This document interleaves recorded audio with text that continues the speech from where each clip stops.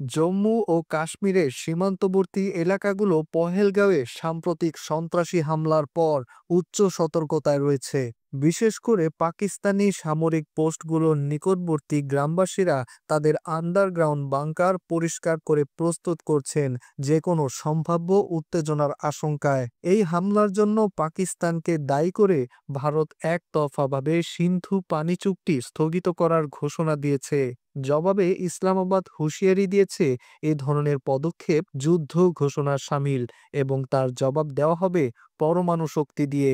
বিশ্লেষকরা বলছেন ভারতের সিদ্ধান্ত শুধুই প্রতীকী নয়, যদি বাস্তবে কোনো বাঁধ, জলাধার বা পানি আটকানোর প্রকল্প বাস্তবায়ন হয় তবে পাকিস্তান তার সামরিক হামলা চালিয়ে গুড়িয়ে দেবে। এমনকি পরমাণু অস্ত্র ব্যবহারের কথাও উড়িয়ে দিচ্ছেন না কেউ কেউ। একজন প্রতিরক্ষা বিশ্লেষক বলছেন, যদি ভারত কোনো জলাধার বা বাঁধ তৈরি করে যা পাকিস্তানের পানির অধিকার হরণ করবে, তাহলে পাকিস্তান সামরিক শক্তি দিয়ে তা ধ্বংস করবে, এমনকি তা পরমাণু হামলা করে হলেও। পহেলগাঁও হামলায় বেসামরিক এবং নিরাপত্তা বাহিনীর সদস্যদের প্রাণহানির পর সীমান্ত অঞ্চলের নিরাপত্তা পরিস্থিতি আরও জটিল হয়ে উঠেছে।